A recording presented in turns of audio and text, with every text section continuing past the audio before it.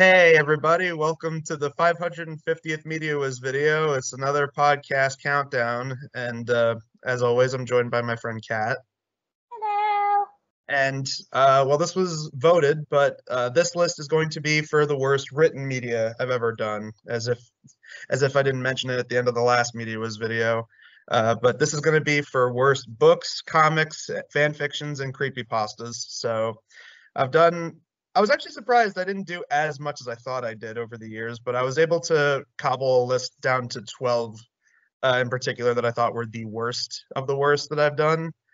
And my God, this is an interesting track record. So let's get started. So my number 12 is well, it's not horrible, but it's also not good. Like if I were to do a best of list, there's no way this would be on best. So number 12, very bottom of my list, is Herobrine Saves Christmas, a Minecraft book that's Christmas themed. Oh yeah, I remember that it didn't look very interesting from what you talked about. Yeah, I mean, okay, there's a couple things to talk about. So first of all, Scholastic, which is still a pretty popular publisher, they were the ones that put this out, and they put out a couple of these Minecraft books. But what's interesting is on the back of the book, and even on like one of the first pages, there's a disclaimer that says this was made unofficially. This is basically a fan fiction. This was made without Microsoft or Mahjong Games permission. So I'm just like, how are they able to do this? I would love to know. If anyone can explain this to me, I'd love to know how this is actually allowed to happen. Oh, that should have been a bad sign from the start. Um, oh God, yeah. I'm assuming this was supposed to be a sequel to a Halloween book because they do reference like, oh, that one time last Halloween. So I guess this is a follow-up to that. But Herobrine, who's started off as a creepypasta and then basically became like canon to Minecraft lore. He's just basically an evil version of the main character, Steve, but with glowing white eyes, and he steals your soul or rips out your heart, something like that. It's yeah. But he is the main character, and he is shown the true meaning of Christmas once he ends up in the human world and is living with this little girl who I guess he met in that other book they mentioned. And the first half of the book is basically like, oh, they take him around and they take him to a local toy store, and they cut down a Christmas tree, and he's starting to get adjusted to the human world and love and whatnot. And then halfway through the book, Santa gets kidnapped by the Nether or something from like some big bad evil from the Minecraft world. So then Herobrine and this girl have to go save him. I remember, I forget exactly what they were, but I remember there was at least two spelling mistakes, which I thought were pretty funny. Um, and overall, yeah, I mean, it's just generic. That's the worst thing about it. It's for really little kids, so that's why it's at the bottom of my list. It's like if you're a kid and you like Minecraft and you see this at your Scholastic book fair, maybe you'll like it, but otherwise, yeah, these books are pretty stupid. And this is not the dumbest one. There's a couple of other ones that have winning titles, like Diary of a Farting Creeper and Steve and the Beanstalk and other such winners. But God, hopefully we don't do any of those. Oh geez. I remember going to the Scholastic Book Fair when I was a kid and seeing some kind of cringy titles that they had, but I do have fond memories of the Scholastic Book Fair. It's where I got one of my favorite manga series. Yeah, I mean, it's weird because whenever I go to the bookstore every once in a while, like there are officially licensed Minecraft books. So I don't know why Scholastic just didn't ask permission to make these. That's so weird. Very bizarre, and that might get them in trouble one day. Man. I mean, like, I know every once in a while fan fiction has become published. Like, there's an MLP fanfic called Past Sins, which I also reviewed. That apparently got published into an actual book, but that at least seems like a fan funded thing. Scholastic's a big company. Why didn't they just go to Mahjong? And I don't know. That's so bizarre. Very strange. All right, so yeah, Herobrine Saves Christmas. It's at the bottom of the list because, again, if you're a kid and you like Minecraft, maybe you'll get something out of this book. But other than that, there's really no reason to read it. But anyway, moving on to number 11.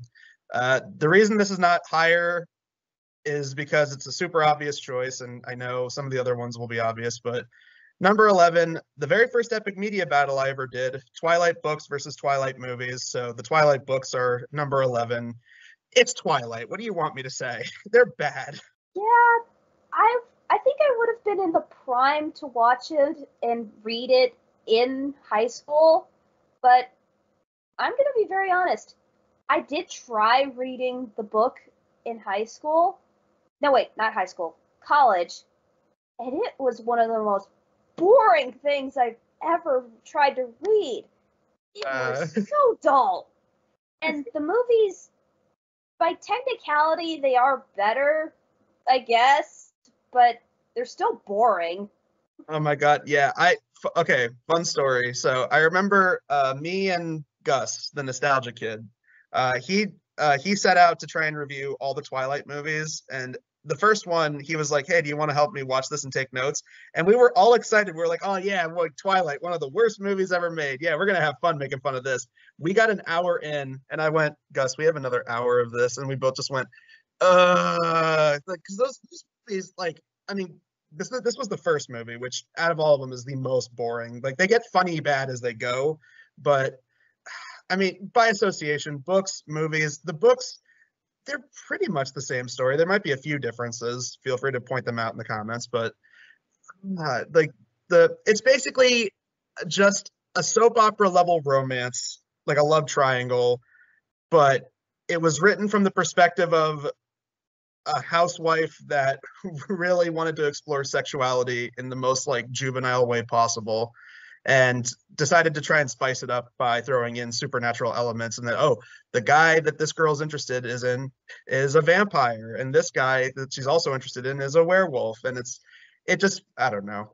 And the thing is, I've noticed that over time, like a lot of things from like the 2010 era, a lot of people are saying, oh, Twilight's actually not that bad. The only reason people didn't like it is because they didn't give it a chance. Oh, people are just sexist towards teenage girls for liking things. And it's like, no, like Twilight was often compared to Transformers, the movies that Michael Bay directed. And I think that's a pretty fair comparison. It's like, teen girls can like Twilight and teen boys can like Transformers, but that doesn't mean that they're good. Exactly. We all liked weird stuff when we were younger, and it's a part of what formed us growing up. Our tastes and opinions change. Like, for example, yeah. I liked the Tom and Jerry animated movie from 1992 when I was a little kid. My tastes have changed, and I realized that film is not that good. You're not alone on that, my friend. You're not alone. Yeah, like I said, books, movies, Twilight. Is it an easy target? Yeah, I mean, a lot of things worked back then. Twilight, Transformers, Justin Bieber, Nickelback. Yeah, were a lot of these things easy targets? I will agree with that, sure. And that's why Twilight's not higher on the list. But still, yeah, Twilight, it's not a good book series. And the fact that they're still trying to make it again, it's like, just let this franchise die. It's like, I think people got sick of Twilight when those crappy rip-off movies started coming out. Like, you remember when Twilight was still at its peak and everyone was trying to copy its formula? Like, you got The Host and Mortal Instruments and all those other movies that were trying to ape off the success of that. Yeah, and it just had even less personality. It's like a clone of a clone of a clone. It's like photocopying a photocopy, and then it just gets like fuzzier and like uglier to look at as it goes. Exactly. So yeah, I mean, if this was like, I don't know, second or third year of me doing this probably would have been higher. But as time's gone on, yeah, Twilight, easy target. I'm still not excusing it, so that's why it is still making my list. But yeah, anyway, Twilight sucks. Moving on. Number 10. Oh god, this is a three-way tie, and this is the only tie on the list because all three of the stories are so short. I felt like it'd be appropriate to put them all together. So it's 3 MLATR creepypastas. You got The Lost Episode, Jenny Kills Everyone, and Left to Rust. Oh god, where to start? How about the fact that they're pretty much the same thing and just a very tired premise for a creepypasta? Yeah, I mean, okay, so The Lost Episode, there's two different versions of this one. There's one with profanity and one without profanity, and they're both written horribly. They both have really broken English. And well, here's the thing.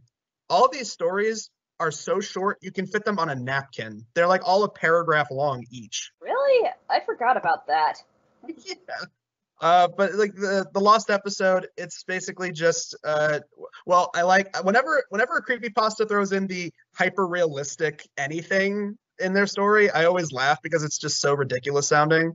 But this one, they say, oh, it started with a hyper realistic depiction of Jenny being beat with a sledgehammer, and it's like, how is that? How do you make that hyper realistic? Unless they made an actual model of Jenny to beat up, I guess. And then, well, she then kills her mother, and then she goes next door, and well, I guess they meant to say slices Brad and Tuck's throats, but it says slitching. Whatever slitching is, I don't know what that is, but okay, she slits their throats. Great, awesome, and then the story ends. It's terrible. And then, okay, Jenny kills everyone is probably the most obvious troll pasta out of all of them, because I mean, well, this is the one that says the faceless narrator was able to watch this episode by playing a VHS tape on an Xbox One. So I don't think they meant for this to be taken seriously. Yeah, I think this had to be written as a joke. Yeah, definitely. And the MS Paint image that goes along with it kind of says it all. Like after that, yeah, Jenny just kills everyone. Oh, and then she basically her head. What was it? Oh yeah, she hangs herself and then her head falls off. And I'm like, that still wouldn't kill her. Like, there's plenty of episodes of the show where she's basically a head, so that wouldn't work. Yeah, I'm uncomfortable with hanging in general in media, but even I know that is just not how that works. And then, well, Left to Rust. Left to Rust has probably the only interesting ending out of the three. Jenny gets banished from school. Oh no, she gets suspended from school because she destroyed some of it when attacking the cluster, because the cluster showed up and attacked the school. So then she got in trouble for causing damages to the school. And then, well, she feels so bad about it, she then downs a bunch of gasoline and then explodes. I'm like, well, the other two at least didn't have that, so that's something, right? I guess so, but still, I just don't understand creepypastas. As someone who did keep up with creepypasta, I still just think these three in particular are not very good. I mean, I do have one in my honorable mentions, which I guess we'll come back to a little later, but Jenny's depression. I don't really, that has a trope in creepypastas that I'm not a fan of, but I will say it's at least paced better. It's at least written like an actual story. These are just paragraphs, and they usually just flow like, and then this happened, and then this happened, and then this happened, which is just, it's not good. It's not good writing. That's totally fair. Yeah. So, and if anyone asks, I still think the best MLATR creepypasta is Jenny gets trashed, because it didn't feel like it was trying to be a horror story. It felt like it was trying to be a sad story, and I think it actually did a pretty effective job. So if you're gonna read any teenage robot creepypasta, make it that one. Fair enough. Oh, God. Okay, so number 9. Okay, this was a toss-up between another creepypasta, but I decided to not go with that one. So number 9 for the list is Freddys Dead, The Final Nightmare, the comic. Oh, yeah, I remember that. So, oh, God, a crappy tie-in comic to a pretty crappy sequel to a franchise that was really starting to run ass steam at that point. And that's sad, because I love the Nightmare on Elm Street movies. Some of them are better than others, but Freddys Dead, The Final Nightmare, as a movie, it's not very good. I mean, if you're expecting a lot of gore, there's not a lot of kills in the movie, and they're not very gory either. This is when the MPAA were really cracking down on like violence in films. And it doesn't really feel like a horror movie. It feels more like a fantasy mystery kind of story, because the overall plot is that you have a guy who gets amnesia, and then he ends up at a home for troubled teens, and this guy is trying to figure out who he is, and he keeps having dreams of Freddy Krueger, and eventually this one lady that works at the clinic is trying to help him figure out who this Freddy Krueger guy is, and then halfway through it turns out that this lady is actually Freddy Krueger's daughter, and then we get these flashback scenes where we see Freddy had a wife and a daughter, which was never established any time before this So it just feels really forced and like, oh, okay. Like, what's next? Are we going to have it that Jason Voorhees turned out to have 3 annoying nephews who are trying to stop him too? That just seems like they were throwing things at the wall to see what stuck. And man, I mean, and Freddy, God, it sucks because the first movie did a really good job of making Freddy intimidating. Even the third movie, which is one of my personal favorites. But I mean, Freddy Krueger in this movie, as well as this comic, is introduced parodying the Wicked Witch of the West, where, okay, because the main guy has a nightmare where he falls out of a plane and then he wakes up in bed. He looks out the window. His house is spinning in a tornado. And then Freddy shows up with a witch's hat and a cape on a broomstick and goes, "I'll get you, my pretty, and your little soul, too," and flies off. And it's like, oh, Freddy, what have they done to you? They make you a clown in this damn thing. This might seem like an odd opinion, but I liked when Freddy Krueger didn't have the big goofy voice.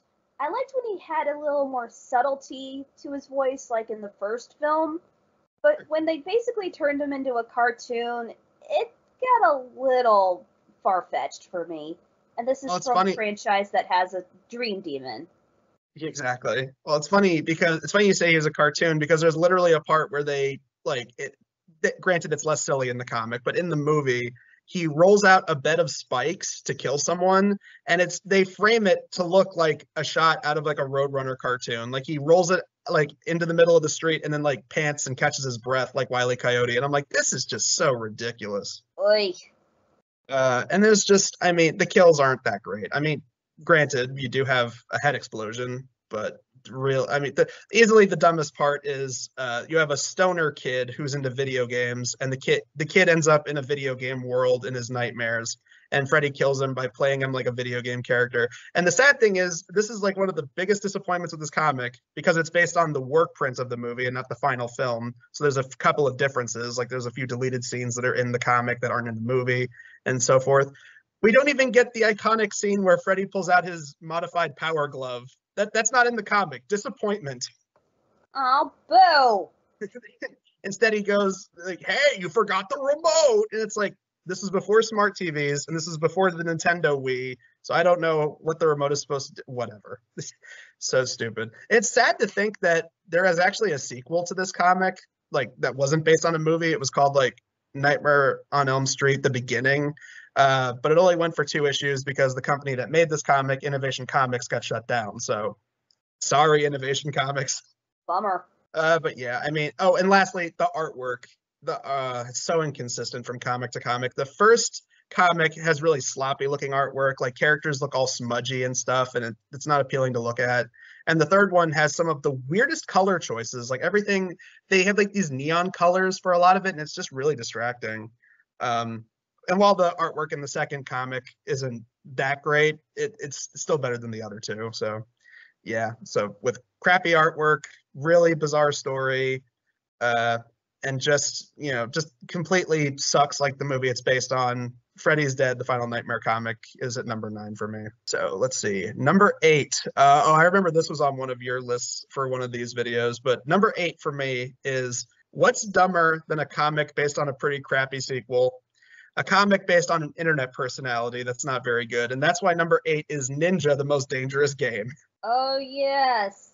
This guy. Okay, so yeah, Ninja, I mean, I guess he's still out there. I mean, I don't think he's as popular as he once was, I guess. But Ninja, he got big in the late 2010s, sort of around the same time that hacks like Jake Paul, Logan Paul, Lele Pons, Rice Gum, sort of around that era, I guess.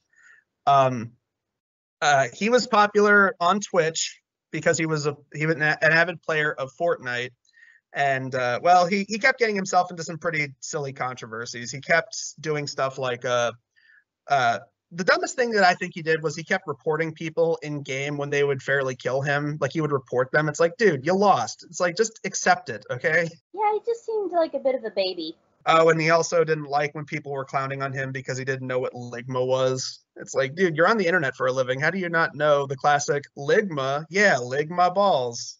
I don't know how you missed that. I am noticing this trend more and more that we're getting books or like comics or whatever based on internet people. Like there are really crappy autobiographies written by YouTubers like Jake Paul, Shane Dawson, Joey Graceffa.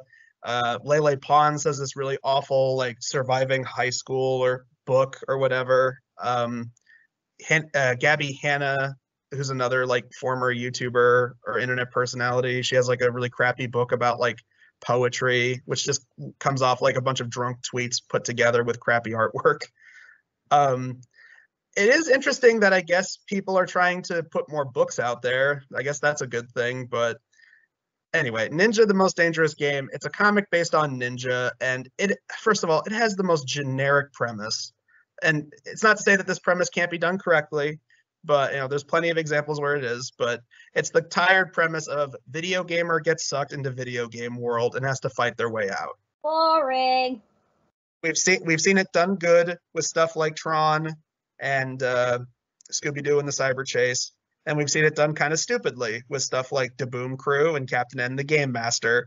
And this comic falls more in line with stuff like that because, okay, first of all, none of the characters are very interesting. I mean, you have an entire group of people that follow Ninja around. And aside from one guy who they established as being Ninja's rival, everyone basically just constantly talks about how great Ninja is. It comes off like a vanity project in the purest of definition. I mean, Ninja even makes himself the chosen one who will find this ancient thing that will help save the world from the ancient evil who, I gotta say, the main villain in this comic looks like he looks like a knockoff Ghost Rider. Like he has like a skull head that's on fire, and it's like, oh, that's just a ripoff of Ghost Rider right there. And the sad thing is, you have characters in here who have interesting backstories, but they don't do anything with them. It's like you establish that in this game world, there's a thing called ghosting, which, going by this is a thing, I guess, in Fortnite or games like that, where like, if you kill someone, you can turn them into weapons to help fight.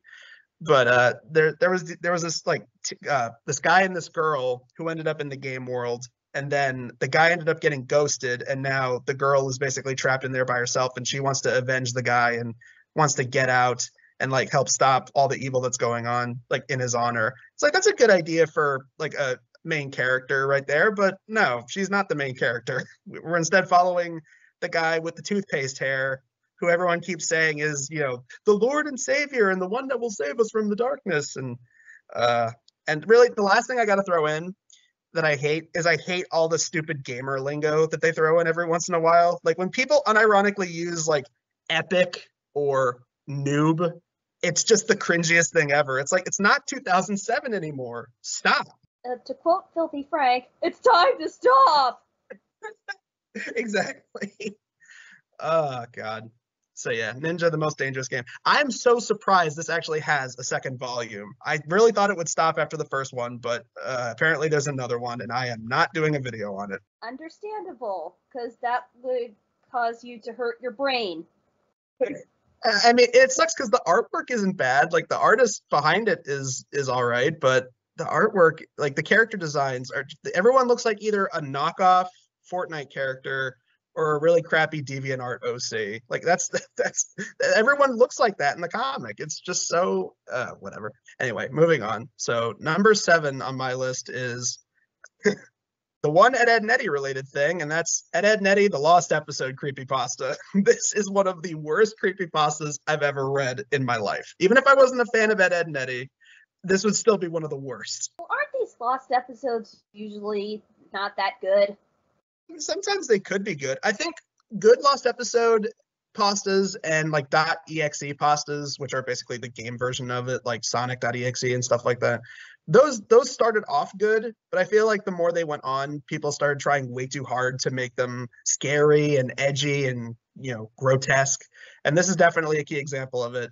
And this one has the laziest setup too. Like when creepypastas started, they usually had the thing of like, oh, well, I was an intern for this big company like Cartoon Network or Nickelodeon or whatever. And then as a joke, someone took footage of an episode they were working on, and then they made it all scary just to mess with the people they were working with.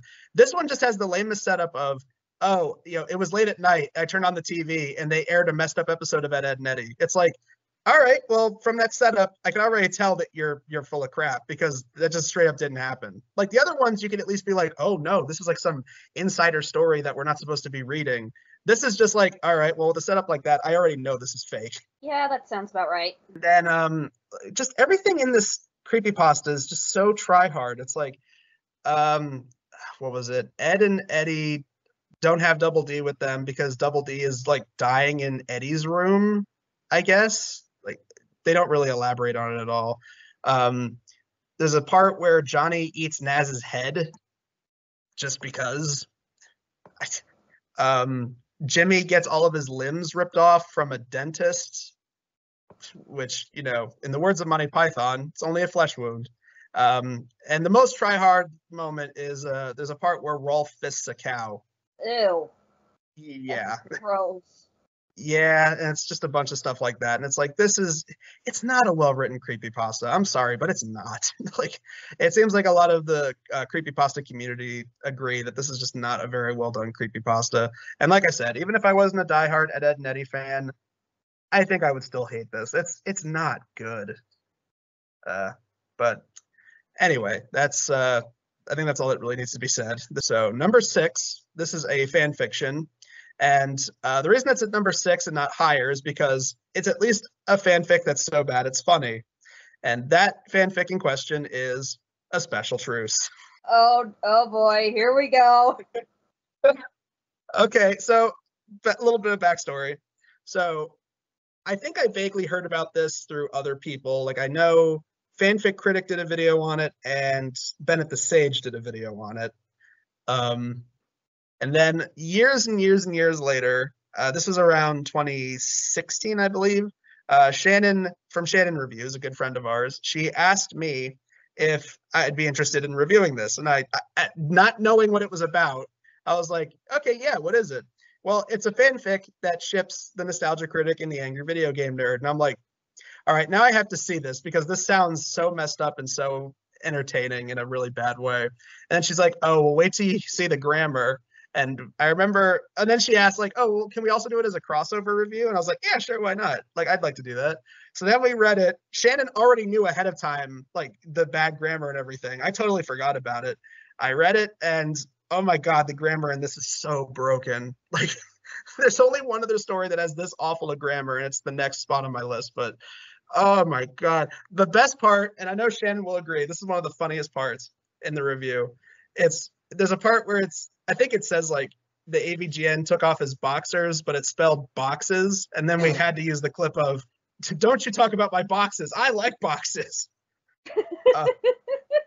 And then, well, before we get to the real thick of it, I gotta say the really weird naming inconsistencies, like instead of naming them Nerd and Critic, or if you want to use their real names, Doug and James, instead the nerd is called James, and then instead of calling him Critic, his name is Nostalgia, as if Nostalgia is his first name.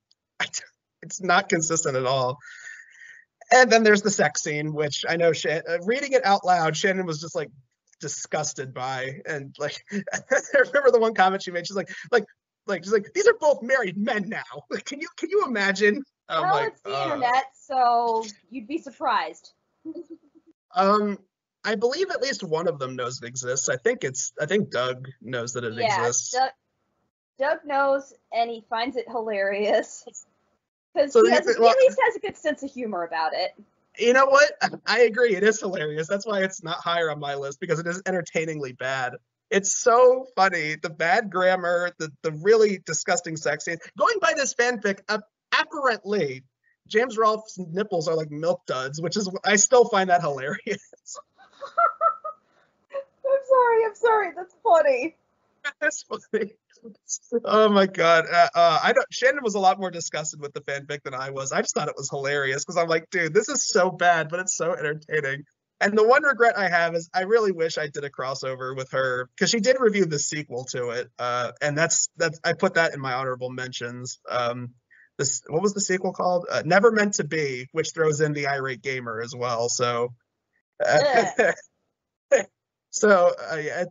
that's not on my list because I didn't review it. Well, actually, I did review it for Pony Fanboy, but yeah, Shannon was sadly alone, and I only cameoed in her video for it. But if I could go back in time, I would definitely want to do a crossover for her show and review that because yeah, Never Meant to Be is actually somehow worse than Special Truce, but Special Truce is hilariously bad. Well, considering it's about the two personalities that hate each other, it was only a matter of time before there was fan fiction with them doing the do, you know? Yeah. Oh my god. And like I said, there's only one other fanfic I reviewed that had this level of bad grammar, and it's the next spot on the list. So let's move on to that. Number 5, My Immortal. Oh boy! Okay, this is another one where I've seen people's videos about it, but I barely had any thoughts on it because I'm not the world's biggest Harry Potter guy. I've seen the movies, I have not read the books, but you and Shannon are Harry Potter fans, so you guys definitely helped walk me through this. And I remember, like, every once in a while when I was like taking notes for the reviews for this, I would ask her, I would ask Shannon, I'm like, does this happen in the story at all? And she's like, no. It was so funny to get her input. And the funniest part was watching the videos with her once they were finished. Because I remember this was like early 2017 after I did all my Immortal videos. And I remember like asking her like, oh, do you want to watch the My Immortal videos? They're not that long. And she's like, oh, maybe we can watch one. So we start with the first one. And then I was like, you want to do the second one? And then we can do the last two next time? Okay, sure. We watch the second one. And then once it's over, she's like, Stevie? I'm like, yeah. And then she goes, fuck it, let's watch the other two. I got to know how this crap ends. She was like, it was so entertaining seeing her just like froth at the mouth and just be like, no, what? No, it makes no sense. No, stop. As a Harry Potter fan, this is bad. It's bad emo fan fiction based on Harry Potter. And the main character is probably one of the biggest annoying self-inserts Mary Sue characters of all time with I don't even remember her name, Ebony Darkness or whatever, some generic emo name like that. I believe it was Ebony Darkness, Dementia Way or something. I don't know. Some awful name like that, yeah. For some reason, she has a romance with everyone's favorite character, Draco Malfoy. For some reason. I think he has the Zuko effect, like, of being the troubled bad boy. Fair enough. When the series started, Draco was just a spoiled brat. I'm gonna rule all of Hogwarts, Harry Potter. And like really any of the Harry Potter characters, like they don't really do much. They're usually their names are spelled wrong, and she gives them these stupid emo names too. Like they're so, like, and for some reason they're all vampires. Which yes, I know vampires are in Harry Potter. That much I remember. But it's like, why? What? They have Voldemort as the main bad guy, and like every chapter, his name is spelled differently. My personal favorite of these misspellings is Voxelmint. Oh, brother. That's my favorite. But then they also established Tom Riddle, or Tom Ridd, as they say in the fanfic, and he's supposed to be a different person entirely, even though he's technically supposed to be Voldemort. I don't know. I like how this fanfic ends with a cliffhanger. They have a Mexican standoff between all like the main characters, the good guys and the bad guys, and they never say who won because chapter 44 was the last chapter that was ever written. And I do find this funny. I would love to know if this was someone who actually wrote this chapter for her, or if this was her trying to reveal some kind of trolling attempt. But there is a chapter that actually has normal grammar, and basically it has Ebony die, and then Harry Potter takes over as the main character. I would love to know if that was because a lot of people speculate if My Immortal was intentionally bad, like if it was a troll fic, or people speculate that it was just a fanfic made by a dumb teenager. Either way, I gotta say, My Immortal, the reason it's at number 5 is just like Special Truce, it is hilariously bad. That's why I'm like, I can't even really despise it or anything because, again, not a diehard Harry Potter fan. But even as someone who knows a decent number of things about it, My Immortal is so bad, it's amazing. Like I gotta say, like I can go back and rewatch those reviews and just laugh because of how all the awful grammar. And the one part that I know will forever live in infamy is it's when Ebony and Draco have sex for the first time, which gross. But they're about to do it, and then they get caught. And the way this is phrased is so funny because it's the person blurts out, what the hell are you doing, you motherfuckers? And then it's immediately followed by, it was Dumbledore. So apparently in this story, Dumbledore is played by Samuel L. Jackson. Boy, wouldn't that be an interesting remake? Oh my god. And yeah, I am considering maybe in the future reviewing the My Immortal fan film, because someone decided to make a self-aware parody movie of My Immortal. Like, I would actually be curious to watch that and see what that's like. So who knows? Maybe that'll be a review in the future. But yeah, so number 5 in the top 5, My Immortal is a hilariously bad fanfic. Number 4, Agony in Pink. I don't remember this one. You might need to fill me in on this. All right, Agony in Pink. This came out in 1995 on some kind of special forum for Power Rangers fans, I think, or some kind of like, NC-17 not safe for work fanfic forum, I guess. But basically is, in the truest of definitions, like even more so than Saw and like all those like torture porn films, this is basically a Power Rangers torture porn.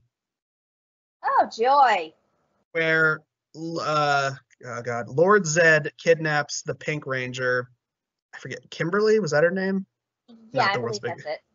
Yeah. So he kidnaps her and then he creates a creature to torture her. And they put, like, there are several chapters of this thing, and they specifically describe the torture scenes as sexually as possible. And it's really, really uncomfortable. Ugh.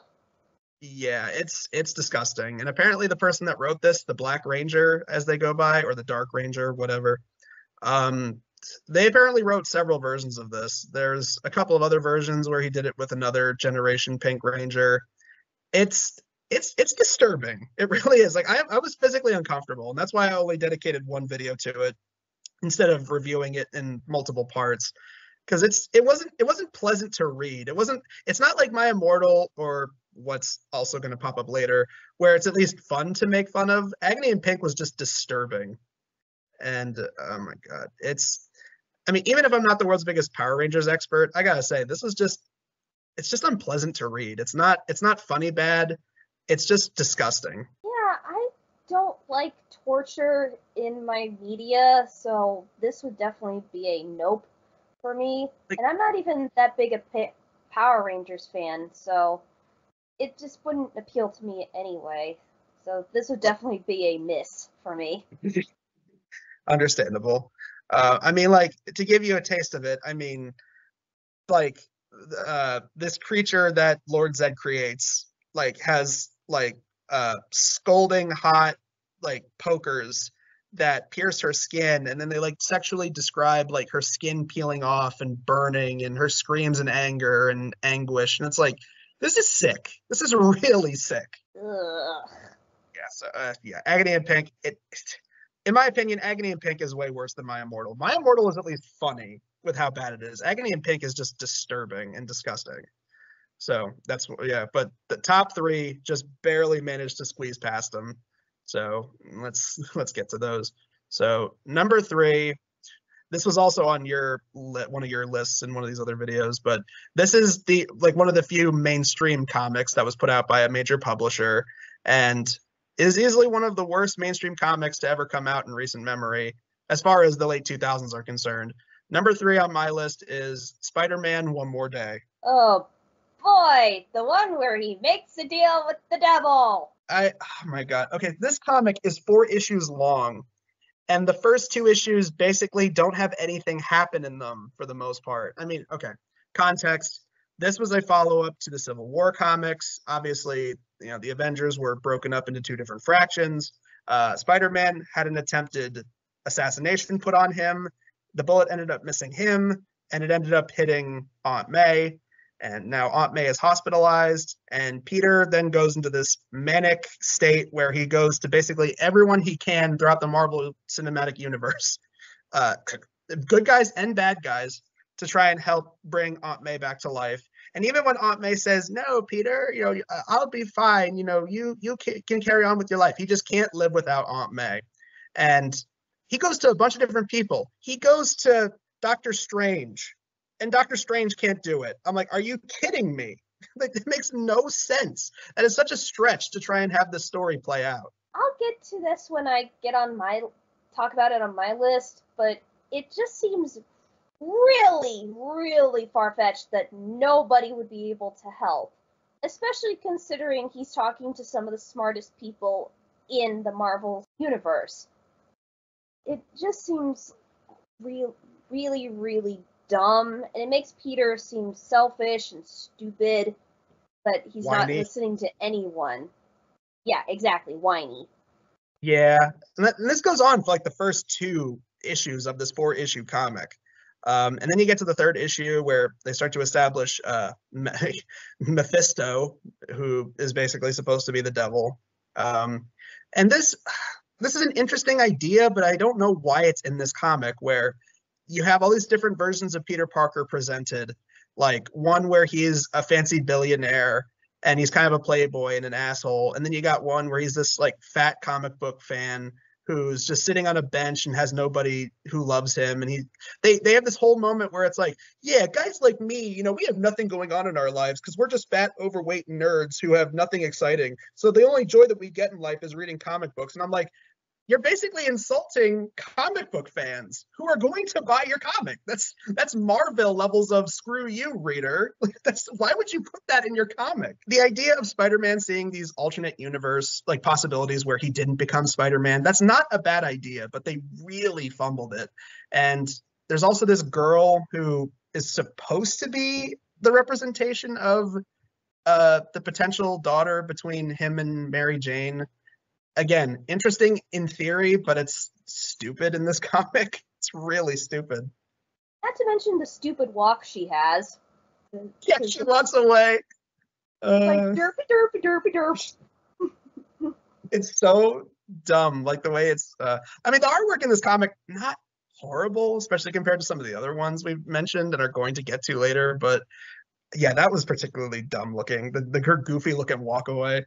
And then basically at the end of this issue and into the last issue, Spider-Man makes a deal with Mephisto that Aunt May will be brought back, but the sacrifice is not something like his powers, it's his marriage with, or his relationship in general with Mary Jane. And here's where the missed opportunity really comes in. This comic's called One More Day. It's 4 issues long. They should have spent more time showcasing, like, if you had one more day with someone and it's like you really want to make it your all.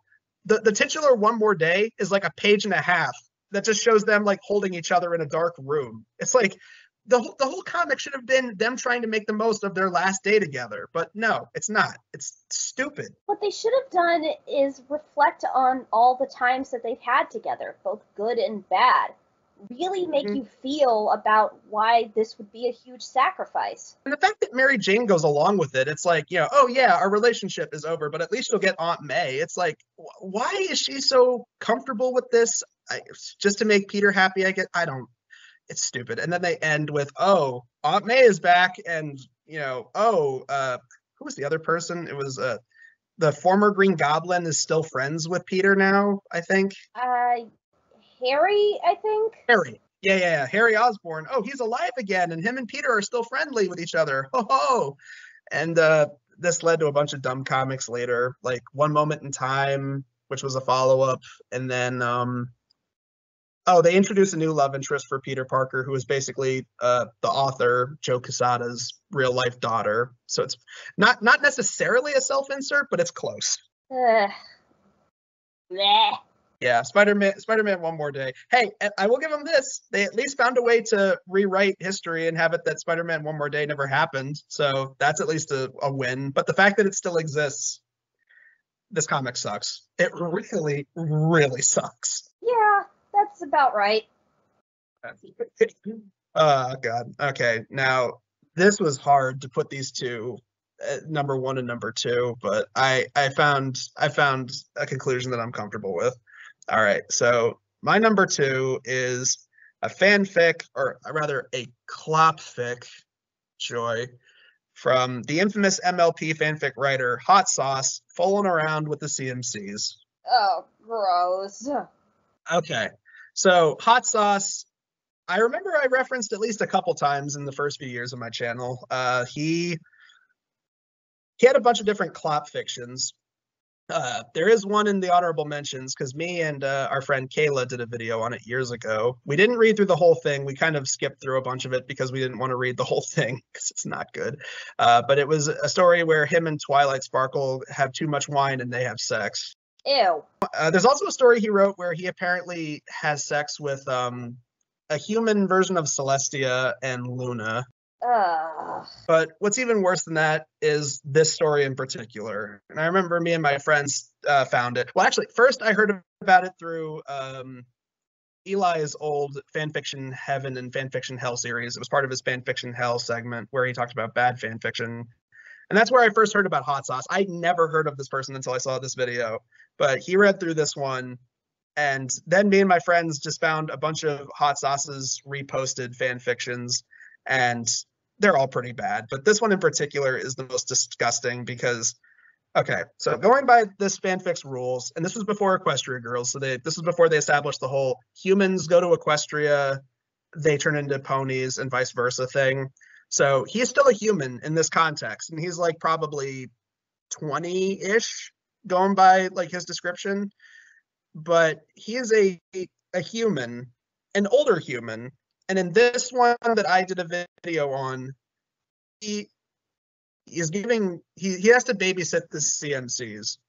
And, well, once he sends a lot of them to bed, he gives Sweetie Belle a bath. And then to keep things PG, one thing leads to another. And it's one of the most disgusting things I've ever read. It's just gross. Yeah, very gross. I mean, like, even, okay. You know, it's weird on a multitude of levels. This is a child character through and through. This is a kid. These are like literal elementary kids, if that. It's like, why? And there's also the weird human-animal relationship thing going on too. It's like it's not good in any level. And it's, yeah, I was genuinely disgusted by the first time I actually read this all the way through. And yeah, and then to find out that hot sauce is apparently specialized in fanfics like this.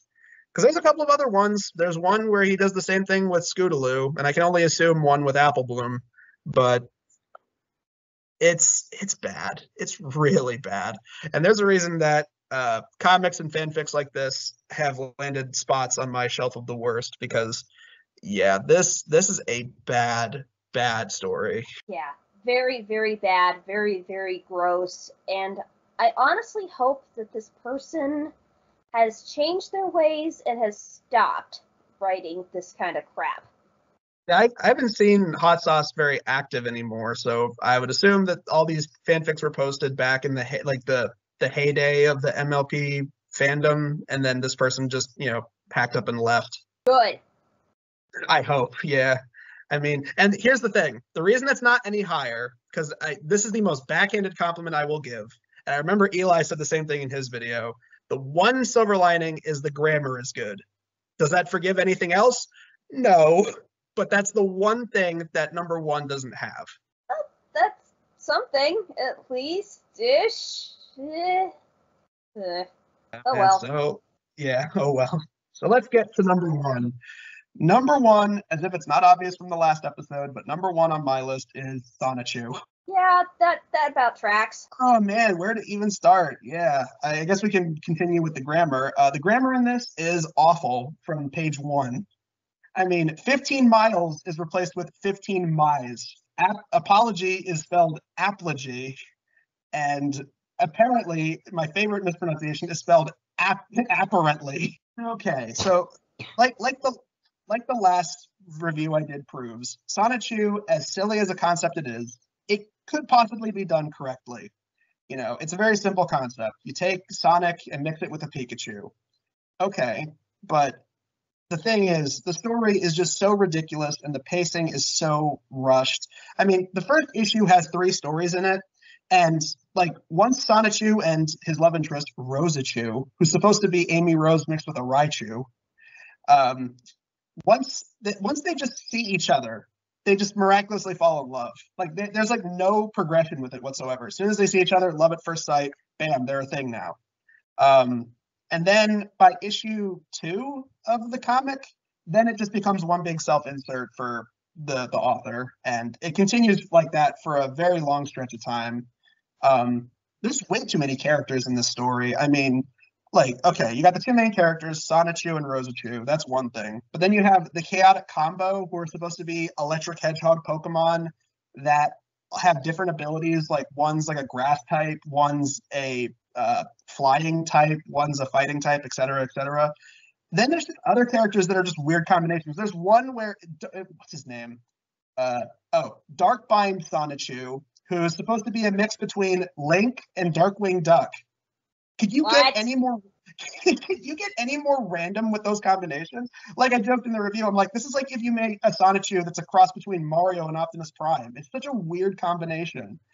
Then there's Bionic the Hedgehog, who I guess was Chris Chan's first Sonic recolor, who's basically just Sonic but orange and plays basketball. And it's just like, yeah, every comic just introduces new characters, and most of them don't do anything. It's especially when it becomes more of a self-insert for Chris Chan to put, their story, their life, and these trolls that they came across, and yada yada. It becomes so. It really, even more so than some of these other people we've talked about, even more so than Hot Sauce, even more so than Ebony, even more than Ninja. This is the most like, look at me, I am the center of the universe. Like, there are several points where Chris Chan is basically just like Ninja in the Ninja comic, presented as the one that will save the world. And it's like, I have this special ancient, that's another misspelling. Instead of ancient, it's ancient. This special ancient power that will stop all the bad guys. And it's just, oh my God. And easily the worst comics in this lot are, well, okay. There is a plot point in one of the comics where Chris Chan ends up getting stuck in a mirror universe, and then is pretty much out of the story for a long stretch of it.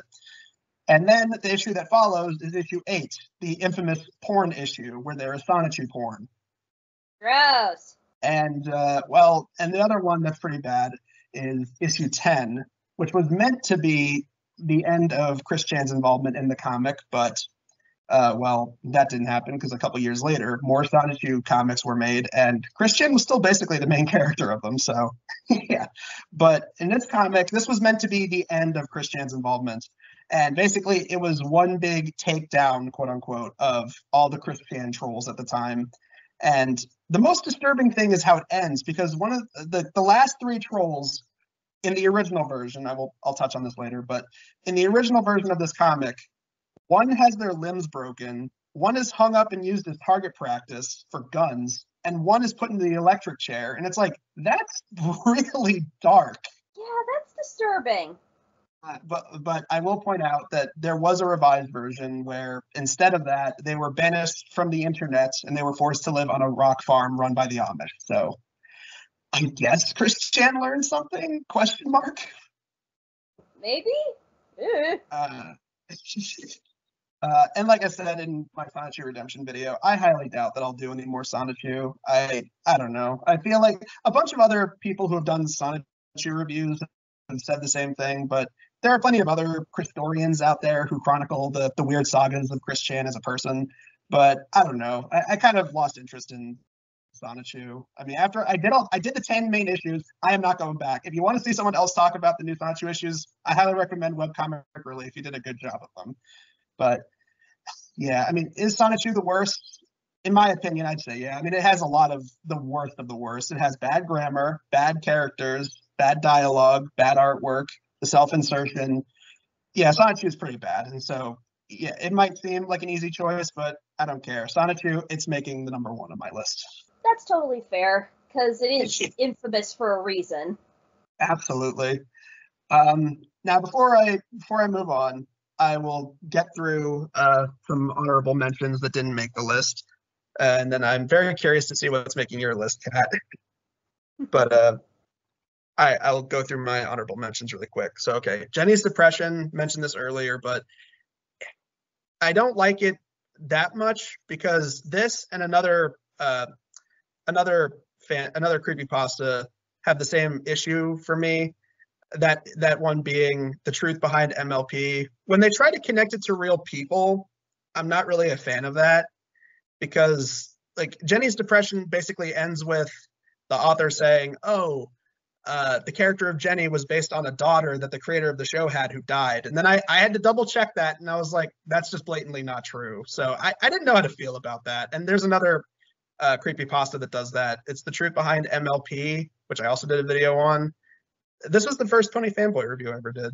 But this one does the same thing where it's like, oh, the main 6 were actually based on real people that Lauren Faust knew and they died. And it's like, I never know how to feel about that. That kind of rubs me the wrong way. But I don't know. As much as I don't like that, they weren't bad enough to make the list. So that's why they're in the honorable mentions. Let's see.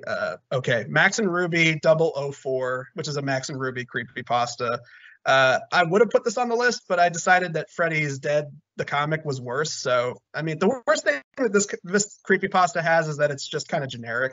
I mean, it has a lot of the typical Lost episode tropes, so it's just like, But the only interesting thing about it is that it takes place at Christmas time. You don't see a lot of creepypastas do that. Let's see. Never Meant to Be. Mentioned that before. It's the terrible sequel to Special Truce, which includes the Irate Gamer. Let's see. Twi and Me, the hot sauce fanfic involving Twilight Sparkle. Cupcakes, which I don't hate. I just think it's incredibly overrated. Like, funny story. When I went to BronyCon for the first time in 2014, and I thought Cupcakes was like losing popularity at that point. Every panel that I went to that year at least mentioned Cupcakes once. And I was like so surprised. I'm like, man, I thought Cupcakes stopped being relevant years ago, but apparently it still is. But I don't hate Cupcakes. I just think it's overrated because it was the first major MLP creepypasta. For another popular MLP thing from back in the day, Princess Molestia. Ew. Again, this would have made the list, but fooling around with the CMC I thought was way worse because that involved children. So this is one of the few things that I've reviewed that I never finished. I got up to the 6th chapter, which ends with them saying that the one that's going to save the world is Trixie, and I was like, all right, yeah, I'm done. This is just stupid. Definite nope. Oh my god. This barely even counts as an honorable mention, but the Ed and Eddie Purgatory Theory I briefly touched on in the Ed and Eddie written media review. Me personally, I'm not really interested in theory videos or theories in general. I mean, if you are, then that's perfectly fine. But me personally, just I don't know, stuff like this just doesn't appeal to me. So I mean, it's not that it's bad or anything. It just doesn't appeal to me. So it just barely counts as an honorable mention. Let's see what else. Oh god, the Equestria Girls holiday comic, which is not horrible, but I really don't like how some of the elements in this comic take place. I really don't like the the twist of, oh, it turned out that it was the Kidamar Crusaders running the Anon A Miss account the whole time. I don't know. I don't think that was handled very well. And here's just a couple of ones that I didn't actually review for Media Wiz, but I still put them in here anyway because they're still written media. Let's see. Bimbos in Time, because come on. It's Bimbos in Time. It's pretty awful. Spine Chillers Mysteries. I did this for a Chris video. This is basically a Christian version of Goosebumps, and it's not very good. They try to replace a lot of the horror elements with mystery elements, and I mean, this is basically Goosebumps for parents that are like, I don't want my kids reading stuff that's scary. It's pretty much that. Let's see. Marvel. If this was an official Media Wiz video, Marvel definitely would have made the list, but because it wasn't, I decided to just put it in honorable mentions. It started off as a bad comedy comic, and then it became this really just terrible insult to religion, science, basic intelligence. It's awful. Let's see. The Knight Rider of Equestria. This was, now we're getting into Pony Fanboy reading videos.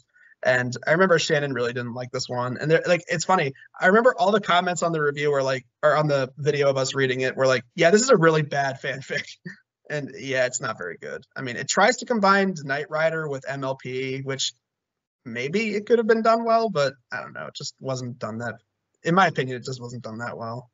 There was a part where something popped up in the story. I forget what it was, but something popped up, and I had to ask Shannon. I'm like, is that a thing in Knight Rider? And she's like, no. Is that a thing in MLP? And I'm like, no. So we were just like, oh, okay. So this is just a thing the author made up, I guess.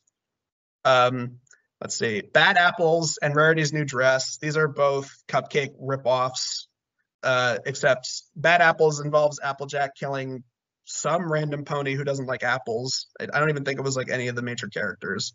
And then Rarity's new dress is pretty much almost like word for word Cupcakes, but instead of Pinkie Pie, it's Rarity, and instead of Rainbow Dash, it's Fluttershy, and instead of Cupcakes, she takes the skin of her various friends and makes a dress out of it. It's stupid, but apparently a lot of people like it, so that's fine. Dipper Goes to Taco Bell, because again, it's Dipper Goes to Taco Bell. This is a pretty awful one. This is the first Pony Fanboy video I ever did where Pony Fanboy snapped, and rightfully so. If you've read Dipper Goes to Taco Bell, I am so sorry, my friend. Courage the Cowardly Dog banned episode, really bad lost episode pasta based on Courage. The Death of Mac, really terrible lost episode pasta based on Foster's Home for Imaginary Friends. The Lion Guard My Little Pony crossover, which, yes, that's actually the name of it. The only reason it's an honorable mentions is because, again, it was a Pony Fanboy video, and it had really bad grammar in it. Like, it was like almost incomprehensible to read. And finally, rounding out my honorable mentions is But the Kitchen Sink, which is a parody ship fic where Rainbow Dash falls in love with the kitchen sink. Really? Yep, and it ends with her and the sink getting married, and then the sink runs off on her, leaving her pregnant with a half pony, half sink abomination, and also she catches tetanus. But anyway, that does it for my list. Now, I am very curious what you have for yours, Kat. Okay, well, this is a bit hard, but I think I have some ideas of what to do for this one.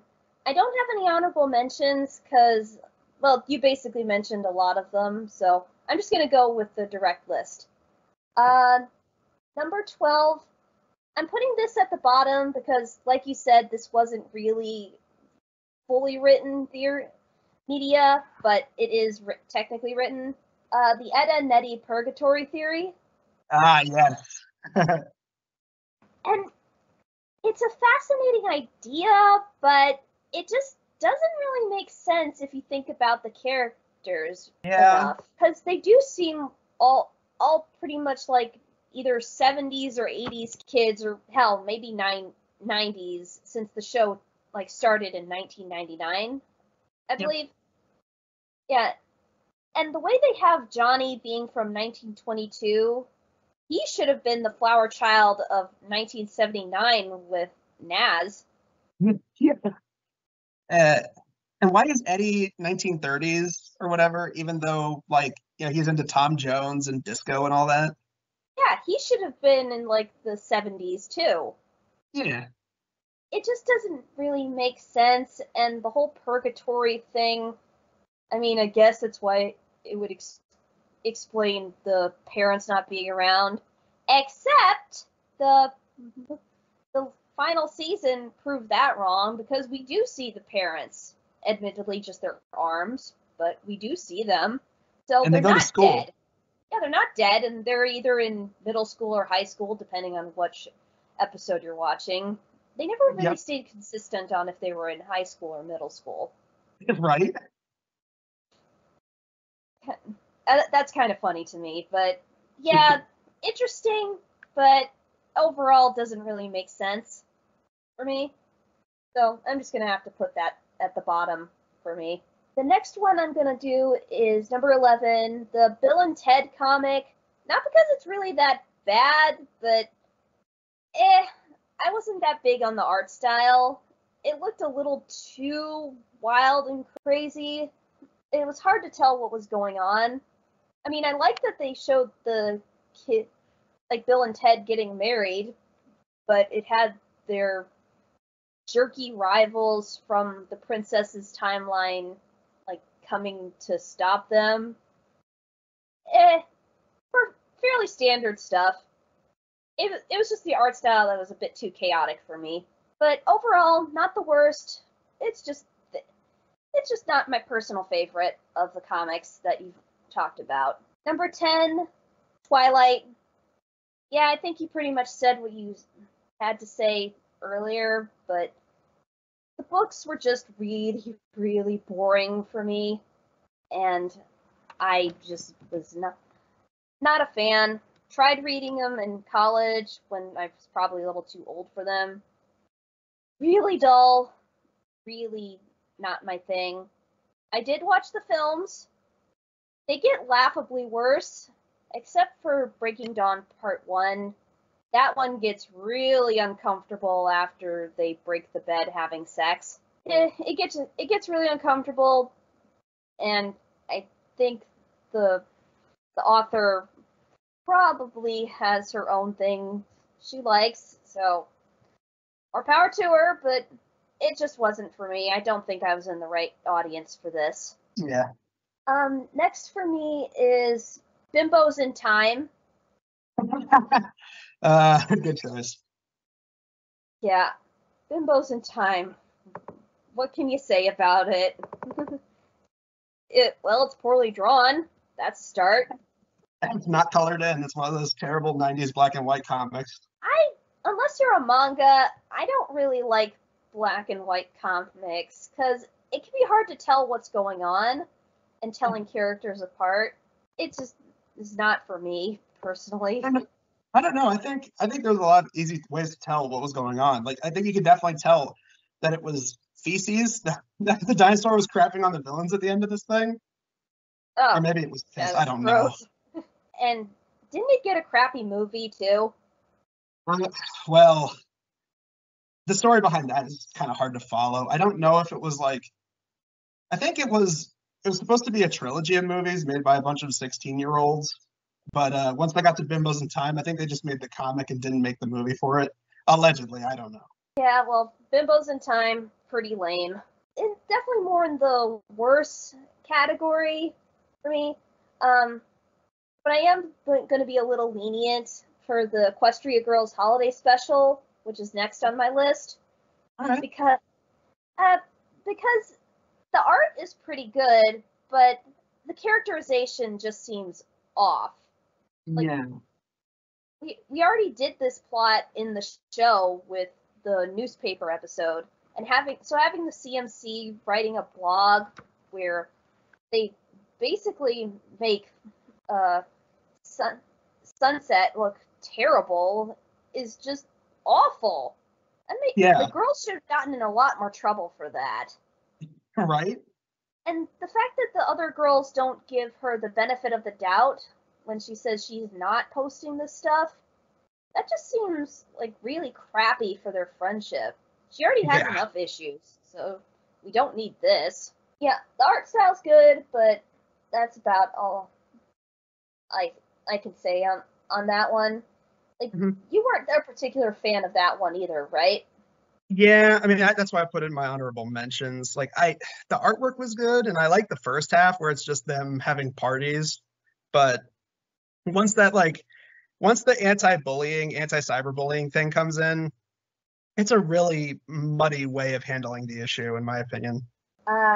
Next, I'm gonna put Cupcakes, not just because it's one of those like character goes crazy and kills another character fics, but also because it led to so many ripoffs. Yeah. It's shocking. I mean, it is kind of funny that the show almost predicted Pinkie Pie being the crazy one of the group, with the episode where she just snaps when she thinks her friends don't like her anymore. And it did give birth to some of my favorite animatics involving Pinkie Pie going crazy, with the ones based off of the Jekyll and Hyde musical, where she's basically fighting with her like straight hair self. I do like those. I like those a lot. But Cupcakes, while a unique idea at first, it just gave birth to a lot of like knockoffs, like Rainbow Factory, and the one where Twilight goes crazy trying to look for parchment to send the letter to Celestia and killing Fluttershy, and nobody notices. Rocket to Insanity or whatever. Yeah, that one. I think that was pretty being bad. the birth of a lot of knockoffs, like, kind of rubs me the wrong way. Yeah, absolutely. That's why I wasn't too big on it either. The next one on my list is My Immortal. Oh god.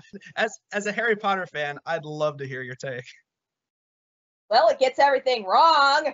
I get being an angsty like teenager, you're gonna like have these feelings and want to get them out, because hormones. You're gonna be feeling a lot of weird feelings and you don't know how to get them out. So writing them in a creative manner, even if it isn't the best written material, is fine, I guess. But oh man, the grammar, ugh, it hurts. And everybody being emo in some way, or gothic. Yeah, gothic. I forgot about that. The misspelling of gothic. Gothic. Oh. It hurts, man. It hurts so bad. And I get, like, having crushes on the characters that you like, but it just gets really tired really fast. Yeah, not only does she have a thing for Draco, she also has a thing for Tom Ridd, who's supposed to be like, Voldemort before he became Voldemort. That's just weird, in my opinion. And she gets pissy that Harry and Draco were once a thing. Yeah, what was that? And everybody dyeing their hair black or having like neon colors in their hair and starting a band and blah blah blah blah. I forgot about that. Yeah, the whole like starting a band thing. God. First of all, that wouldn't have worked because technology doesn't work on the Hogwarts grounds. But I guess fanfic rules, so you can do whatever the hell you want. But still. No, this isn't fanfic rules. This is My Immortal rules. Oh, that's right, My Immortal rules. Where there are no rules. Yeah, very, very generic, like emo, gothic, like horny fanfic. Yeah. Pretty lame. Now we're getting into some interesting territory. Oh boy, here we go. A special truce. I read about this, and I saw Bennett the Sage's video on it, and your guys' video, of course. And it's fairly standard, like pairing one internet reviewer with another internet reviewer. That didn't surprise me, because I'm kind of used to that sort of thing. I don't know. A couple of things. One, the grammar was shit. We can all agree on that. Nobody talks like they do in these fics. Two, critic topping nerd.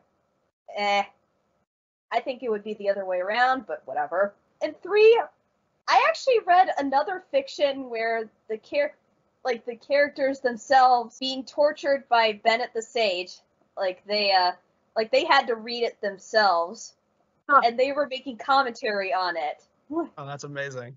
Yeah, I actually love that fic, and I don't know if it's still around, but I found it hilarious because they kept the characters pretty much in character reading this schlock, so it is pretty funny. So I can't hate it for that, and I will give credit that Doug, he does find it funny and he has a good sense of humor about it, and I'm pretty sure James knows about it too, but he kind of lets it slide off his back because he has other things to do, like raising a kid.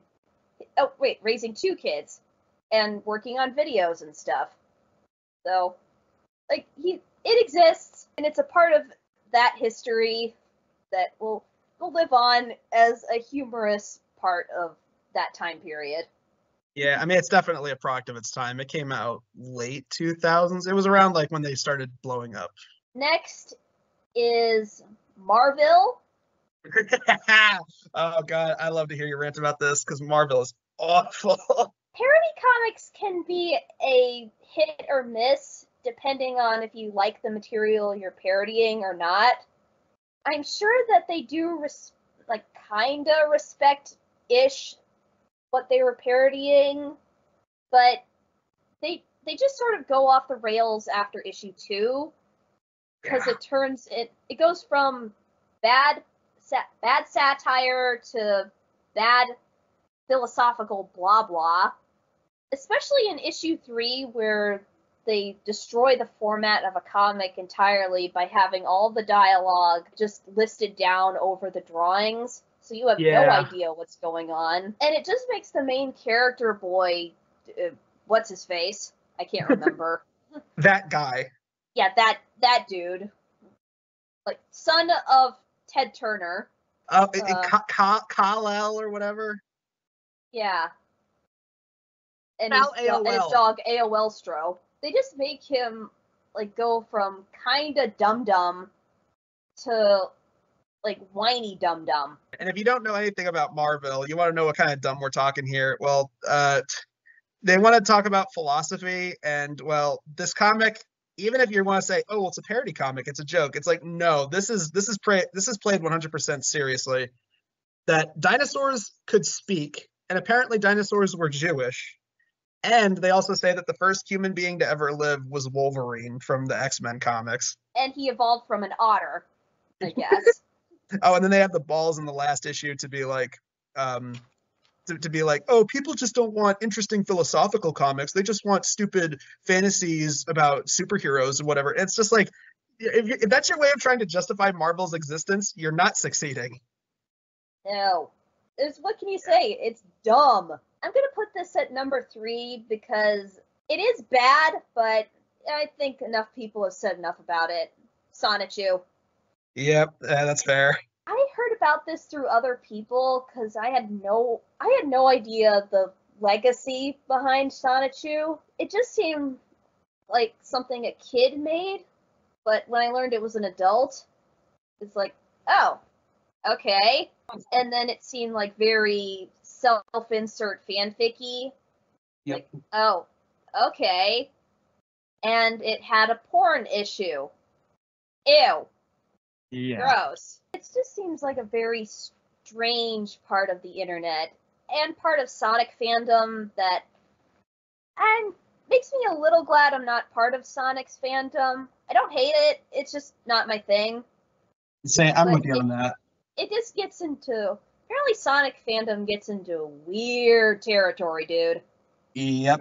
I mean, it's cool that somebody took the time to try and redeem it with that comic you looked at last time, but the original Sonicu is always going to be bad. Yeah. Okay. This is a hard one, but I think for number 2, I'm going to go with One More Day.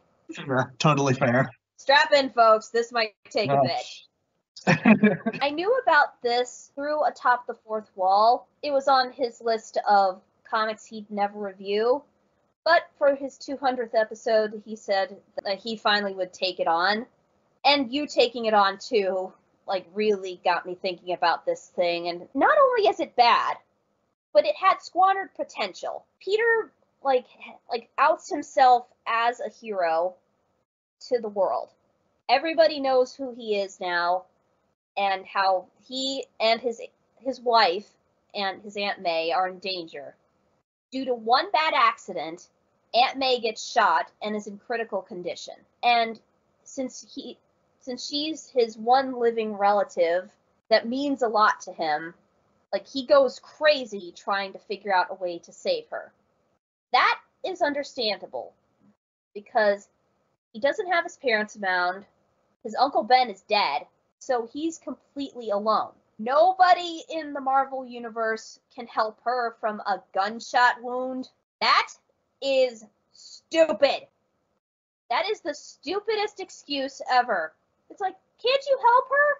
No, I have these powers, but I cannot help her. Or having the money to help her. And he's even going to some of the smartest people, both hero and villain. Why wouldn't they be able to help? It just comes off as cruel, because you start to feel bad for Peter at this point. Okay, like, he's desperate. He wants to save his family. But then he gets very, very whiny when he breaks into Tony Stark's penthouse and he starts attacking him. Like, you could have helped her! You could have helped her! Like, maybe have it be a trade-off. Like, yeah, we'll do everything we can to help her, but you have to turn yourself in. That would have been the perfect, payoff. He's able to save his aunt's life, but he goes to jail. But then it starts to get into weird territory when he's in a mental projection area where she says, Peter, let me go. I've lived a long life. You still are young. Live your life. Don't look after me. And he says, no, I can't do that. It was his choice to reveal himself. So he basically caused her to get shot. So he feels like he has to save her no matter what, even disrespecting her wishes. And keep in mind, this is before Marvel, like, cinematically is trying to make her younger. So yeah, it was before that. What's he gonna do when she finally does pass of natural causes? Is he not gonna accept that? And then we get to the more insulting parts of the comics. Like you said, where he is shown alternate versions of himself when he's not with Mary Jane. One where he becomes a comic book writer or a game designer, whatever. The comic just basically insults its audience. Like, yeah, real nice insulting people that buy your product, guys. And when he meets his rich, more successful version of himself, he says, I could have anybody in the world. I have all the latest technology and gadgets I could want, but I don't have her. It's like, well, why not? If you're successful enough, you could probably win her over if she's with somebody that doesn't make her happy. Or if she's happy with someone else, move on. I'm rich and successful. I have all this money. I can have anybody, but I'm not happy. Boo-hoo. Let me cry with my millions. And the other is just like, yeah, just like, fat, stereotypical nerd into gaming and comics and just, oh man, life sucks. The world doesn't care about me. All I have is comics and I'm miserable and lonely. And then we get to the final issue with Mephisto. Does Mephisto not have anything better to do than saying, I want your love, I want your marriage? Wanting somebody's soul, like, and then after they die, they'd be suffering righteously, like, for their sacrifice. Like, okay, that makes sense. But wanting their marriage? I'm pretty sure that Peter and MJ's marriage is not that stable, so it isn't that pure. MJ really going along with this when she barely had anything to do in the comic. Why? And them not even reflecting on their lives together. Like, well, Peter tries, but she says, shh, not another word, or whatever. And it's just them sitting in darkness. And it's just like, the title is One More Day. Like you said earlier, it should have been them reflecting on the good and the bad. That could be an interesting story, but you butchered it. Yeah, show how they met, how they fell in love, like the good times, the bad, like leading up to their marriage and why this would be a big sacrifice for them. But no, it's dumb. And we get some pretty dumb, like, comics also, like One Moment in Time. Ugh. Isn't there a comic after that, like, that had Spider-Man meet Obama just because it was 2008? It was the year of Obama. Yes, there was. Random, but okay. Very random. And like you said, they have Spider-Man waking up with his aunt, like after the whole marriage thing went bye-bye, and him being all weirdly close with her. Yeah. It's like, I don't want to think about the implications of that. And Harry Osborn's back. Yay? You really needed to make a deal with the devil for that to happen. And he has, like, mechanical web shooters again. Why is that a big of a difference? Because the Sam Raimi movies, question mark. Yeah. Bad comic. I hope that they actually properly reverse it one of these days, because it was just a stain on Spider-Man's legacy. Yeah. Alright. And finally, just because this is gross, fooling around with the CNC. Yeah. This is gross. A human male, going to My Little Pony, Disney's world of Equestria and getting it on with a child character. Yes, I know in Equestria Girls they're technically in high school, but that still doesn't make it better. It's still worse. No. It's gross. Yeah, it's very gross. You have to wonder if this guy actually likes My Little Pony or if he hates it and just wrote this as a take that to My Little Pony fans. You know, considering his Celestia Luna fanfic, I'm willing to believe maybe he was a fan. But now that you say that, there is a My Immortal thing going on where maybe this is subtle trolling. If it is, it's not very good. No. It just comes across as gross and very gross. And it makes you feel all icky after thinking about it or reading it. I don't think this guy should have written it. Yeah, absolutely. I mean, put this in perspective. Like if this was broken up into two halves, the whole second half is the sex scene, which is disgusting. Ugh. And the first half is him trying to make banter with the Cutie Mark Crusaders, and Scootaloo doesn't seem to like him at all. And I remember in Eli's video, he's like, I just want Scootaloo to knee this guy in the balls. It's like, yeah, kinda, I do too. Same here, man. Same here. It's gross. Very gross, yeah. I just noticed, I like how our top three are the same choices, just in different orders. I like that. Well, they are all pretty bad. And that's about it for me. I don't really have any honorable mentions. Fair enough. All right. Well, that does it for the 550th. As always, Kat, it was wonderful to have you as a guest. Yeah, no problem. It was fun. And as for future written media reviews, I have 2 or 3 lined up for the rest of the year. Just to say what they are. Let's see. We got the Suicide Squad Banana Splits crossover comic. That's hopefully going to be done in June. Wait, that's a thing? Yep. This was long before that they brought them back for a crappy horror movie on the Sci-Fi Channel, and also cameos in that Jellystone cartoon. They brought back the Banana Splits in one of the many Hanna-Barbera gritty, edgy reboot comics. Because there's a bunch of these, by the way. There's one where Batman teams up with Top Cat. What? There's one, there's like a gritty Snagglepuss comic. There's a gritty Sopranos style Flintstones comic. DC was trying a lot of weird stuff back then. Yeah, it sounds weird. But we'll see. Let's see. There's a crossover comic that brings together the worlds of Army of Darkness and Reanimator. So hopefully that's pretty good. That could fit. And assuming that it gets done this year, there's the 20th anniversary Teenage Robot book that if it doesn't come out this year, then maybe I'll do it whenever it does. But if it does come out this year, then you can more than likely expect a video on it. I'm excited for that. That looks cool. Yeah, I'm excited for that too. So that's pretty much it for written media reviews for the rest of the year. New Media Wiz videos are coming up soon. In fact, the next video for Monday should be a Media Wiz video.